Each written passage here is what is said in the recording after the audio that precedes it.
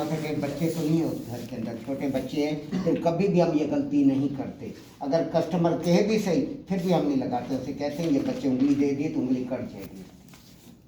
तार को हाथ लगा सकते हैं, कुछ भी हज़ारों इशू आ सकते हैं, अर्थ आ सकता है, करंट आ सकता है, बच्चा कोई हाथ लगा दे तो खुदा ना खासा कुछ हो जाए।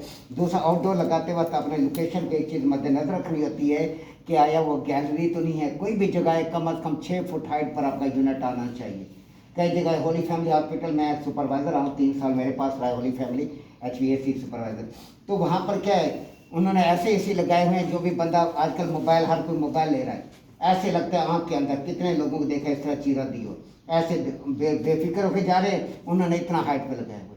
कोई इमरजेंसी में जा रहा होता है लग गया। तो ये कभी भी नहीं होना चाहिए। 6-6 फुट आगे निकले हुए, 3-3 फुट, तो ऐसी सूरत के अंदर किसी के साथ भी हादसा हो सकता है। लेकिन अस्पताल का अमला है, उन्हें क्या परेशानी। तो ये आउटर जब आपने लगाना है, आपने देखना है स्कूल है क्या है, कहाँ नहीं है। अगर दफ्तर है वहाँ पे आप नीचे रख दे, कोई इशू नहीं।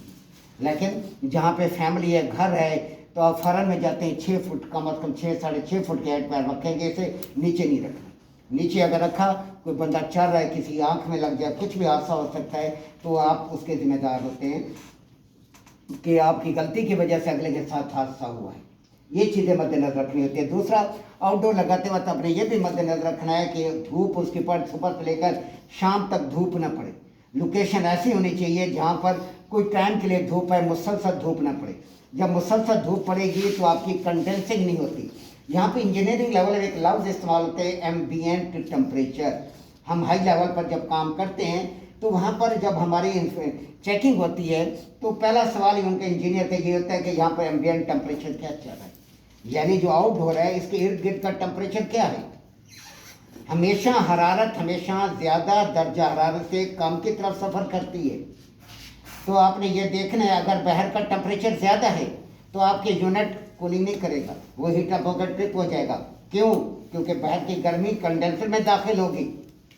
अब फॉरन के अंदर ये AC नहीं इस्तेमाल किए जाते, AC यही है, आउटडोर भी ऐसे हैं। लेकिन यहाँ पर क्या है, इनके मॉडल नंबर हैं T1, T2, T3। वहाँ पे इस्तेमाल होता है T3 कंप्रेसर। T3 आउटडोर जो होता है उसके जो पंप होता है वो हैवी होता है, उसका प्रेशर ज़्यादा होता है। क्यों? वहाँ पे गर्मी इतनी ज़्यादा, 52, 53, 50 से ऊपर टेम्परेचर रहता है। यहाँ पे डिज़ाइन किए गए 45 के ऊपर, तो ये वाला तो वहाँ चल ही नहीं सकता।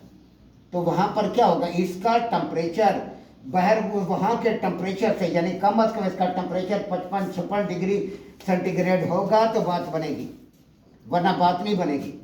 क्यों नहीं बात बनेगी? इस वजह से बात नहीं बनेगी क्योंकि उसकी गर्मी इसके अंदर दाखिल हो जाएगी। इसकी हीट ज़्यादा होगी तो कंडेंसिंग होगी, इसकी हीट ज़्यादा नहीं होगी तो कंडेंसिंग नहीं होगी। हेलो, नजर रखनी है। उसके बाद आपने क्या करना है, आपके पास ये इंडोर से पाइप दीवार से बाहर जा रहा है, दीवार से जब बाहर जा रहा है अपने इस चीज़ को मद्देनजर रखना है ख़ास तौर पर कि आपका आउटर उस साइड पे लगे जिधर सर्विस वाल आ रहा है, कि ये पाइप इधर आ रहा है तो यूनिट इधर आना चाहिए। अगर आपने यूनिट इधर लगा दिया इस साइड पर, तो फिर ऐसी सूरत में ये पाइप पीछे से घूमेगा, घूम कर आपको 1 घंटा और ज़ाया होगा, आप थक जाएंगे। तो ये चीज़ आपने मद्देनजर रखनी होती है कि जिस साइड पर आप यूनिट लगा रहे हैं पाइप से, आपने देखिए फ़र्क कितना है, पाइप से इधर आना, पाइप से उधर जाना।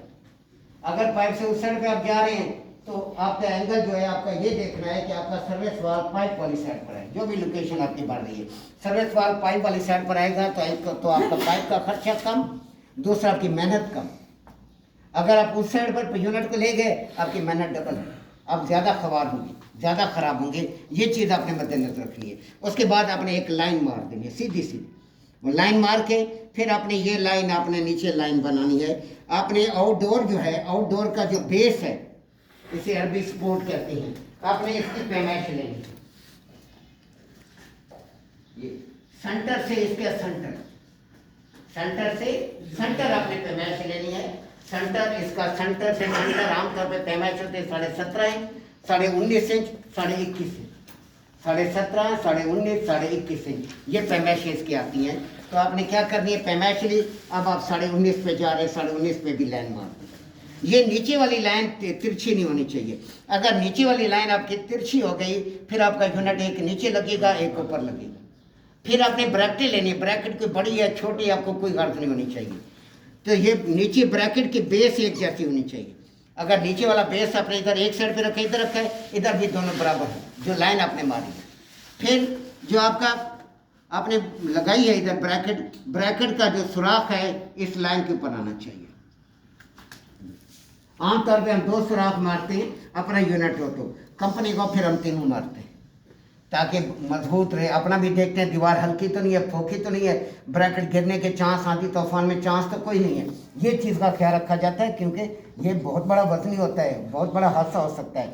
इसके ऊपर आपने निशान लगाया, फिर आपने इसके ऊपर आमतौर पर हम इसे 14 mm का हम इसमें इस्तेमाल करते हैं, वो बिट इस्तेमाल करते हैं, बर्मा इस्तेमाल करते हैं, आपने वो इस्तेमाल करना है। और इसके साथ आपने 3/8 का जो है वो रावल बोल्ट इस्तेमाल करना है, 3/8 का रावल बोल्ट और 14 mm का आपके पास, ये आपके पास बिट होना चाहिए। या सुराख मारे, इसके बाद इधर सुराख मारे, सुराख मारने के बाद इसके अंदर रावल बोल्ट आप डालें, रावल बोल्ट को लूज नहीं करना, डाल के बाद 2-3 चूड़ी आप इसकी टाइट करें, टाइट करके बोल्ट बाहर निकाल दें, उसके ऊपर इसकी ब्रैकेट टाइट कर दें। आप ब्रैकेट के साथ भी बोल्ट लगा सकते हैं, पहले लगा सकते हैं, लेकिन उसमें क्या होता है कि आपने हल्की सी गलती की, बोल्ट आपका ख़राब हो जाता है, तिरछा हो जाता है बातों का सुराख, तो आप ब्रैकेट के ऊपर जब लगा हुआ बोल्ट होगा वो नहीं लगेगा, वो ख़राब हो जाएगा। बेहतर यही है कि आप इसके अंदर पहले ही बोल्ट ठोक दो, बोल्ट ठोक दिया, उसके बाद बोल्ट आपका रावल बोल्ट लूज़ नहीं होना चाहिए, अगर लूज़ हो गया ये ग्रिप नहीं करेगा। फिर इसके साथ पीछे आप लकड़ी पहले ठोकें, ये लूज़ अगर हो गया लकड़ी लगाएं ताकि ये टाइट रहे, ग्रिप बने इसकी। अगर ये लूज़ हो गया तो आपकी ब्रैकेट नहीं लगेगी, आपकी ब्रैकेट लूज़ रहेगी। बस इसके अंदर ये चीज़ें, और कोई इसके अंदर चीज़ कनेक्शन नहीं है। फिर ये लगाने के बाद फिर इंडोर आउटडोर की आप प्रैक्टिस करें, पाइपिंग की, पाइप आपने कैसे जोड़ना है। असल मसला यहाँ पर होता है, सबसे गंदा काम हमारा ये होता है कि इसके अंदर आपने हल्की सी गलती की, यूनिट मत्थे लग गया। क्या गलती करते हैं आप लोग? काम कोई नहीं है, लेकिन गलती हम करते हैं कि आप जल्दबाजी करते हैं, किसी के कहने पर आते हैं कि आप जब फ्लेयर ये पाइपिंग करते हैं, पाइप करने के बाद आप जब फ्लेयर नट चढ़ाते हैं यूनियन के ऊपर, जल्दबाजी करते हैं, ऐसे 2 चूड़ियाँ चढ़ाई रैंच मार देते हैं। जब रैंच मारते हो सकता है चूड़ियाँ टेढ़ी हुई, आपकी चूड़ी जो नीचे यूनियन की है वो टूट जाए, खत्म। अब फर्क, अब काम हो गया आपका, आपका काम बड़ा सुथरा काम हुआ है। सुथरा काम क्या हुआ कि अब ये यूनिट लगेगा नहीं, ये यूनिट उतरेगा, उतारने के बाद सर्विस वाल इसका चेंज होगा और नई गैस डलेगी, फिर जाके बात बनेगी। कंपनी आपको छोड़ती है, सवाल ही पैदा होता। नंबर 1 तो और भी नहीं छोड़ेगा, पाकिस्तान है कोई भी नहीं छोड़ता। क्यों? आप अगर सर्विस वाल लेकर भी आते हैं, गैस भी लेकर आते हैं, आप वहाँ काम करेंगे, जब वेल्डिंग करेंगे, अगला छोड़ेगा आपको कि भाई ये क्या कर रहे हो, गैस आप निकाल रहे हो, तो मैंने नए के पैसे दिए, 2.5 लाख रुपये 2 लाख रुपये मैंने दिए, ये पुराने का नहीं है। वेल्डिंग करके ये गैस दोबारा फिलिंग कर रही है, गैस आपने निकाल दी है।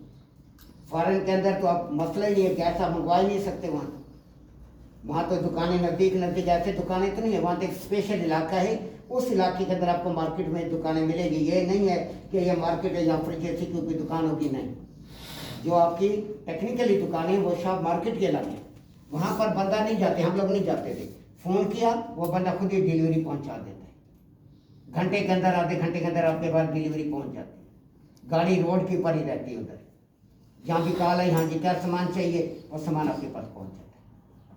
वहाँ दुकानों वाली गेम नहीं है, दुकानें तो पता नहीं कहाँ हैं, तो वहाँ तक पहुँचते पहुँचते इतना पैसा, इतना ये, तो ये यूनिट कंपनी आपको पूरा जितने का यूनिट है पूरे पैसे काटेगी। कंपनी दोबारा कहीं ना कहीं लगा देगी, यूनिट भी आपके हाथ से गया और आपकी सैलरी भी गई। हो सकता है आपको डिग्रेड कर दें, भाई तुमसे नट टाइट नहीं हो, तुम्हें फ्लेयर नट टाइट करना, क्योंकि बात तो अब नट पर आ गई है ना, तुम्हें यूनिट टाइट फ्लेयर नट चढ़ाना नहीं आया।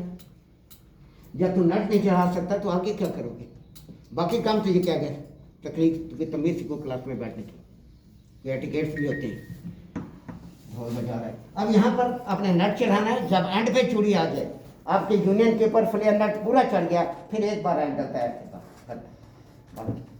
ये नहीं शुद्ध सब टाइट करना चाहें, यहाँ पर है, इस जगह पे आपका डबल रैंक चलेगा। नीचे वाला आपका रैंक अगर लूज हुआ तो ऐसी सूरत के अंदर क्या होगा, जैसे ऊपर से टाइट करेंगे नीचे से पाइप फिर जाएगा। ये छोटी छोटी टेक्निक्स होती हैं, ये इस्तेमाल करनी होती हैं। अगर लापरवाही की समझ नहीं है तो डैमेज कर बैठेंगे। जिस चीज़ के समझ नहीं आती आपको हम रोकते हैं, उसे रोक दो, उसे छोड़ देना। आप नुकसान करेंगे, कंपनी नहीं छोड़ेगी आपको, कि वो पाकिस्तानी नहीं बैठी हुई, पाकिस्तान में नहीं छोड़ते तो वहाँ तो छोड़ने वाली गेम ही नहीं है। वहाँ पे आपके सुपरवाइजर ज़्यादातर मिस्री या इंडियन होते, साइड इंचार्ज इंडियन या मिस्री होते, पाकिस्तानी भी नहीं छोड़ते। तो ये चीज़ें अपने मद्देनजर से परफेक्ट दिमाग को हाजिर करना है। जो भी हमारे जहन में तो हम बता देते हैं कि ये गलती की गुंजाइश नहीं है इसके अंदर, कि ये पूरा यूनिट मत्थे लगेगा हल्की सी गलती से। हाँ जी, आप ये भी नहीं कह सकते फलां ने कहा था, जिम्मेदारी आपकी थी या फलां की थी। जिसके जिम्मेदारी है वो काम करेगा। आप शिगिर्द को आप दे रहे हैं, हाँ जी करो, तो आप ये नहीं कह सकते शिगिर्द ने किया था। शिगिर्द का काम है हेल्परी करना, सामान इकट्ठा, सीढ़ी लगाना, ये करना वो करना, उसका काम है, ये आपकी जिम्मेदारी नहीं है। आप नहीं कह सकते कि सर उसको मैंने जिम्मे लगाया था उसने किया था। जिम्मेदारी आपकी है, यूनिट आपके मत है, उसका कोई रोल नहीं। तो इस वजह से जो भी काम आप करेंगे, आप हेड हैं, आप इंचार्ज हैं, आप टेक्नीशियन हैं, वो हेल्पर है, जिम्मेदारी आपकी। इस तरह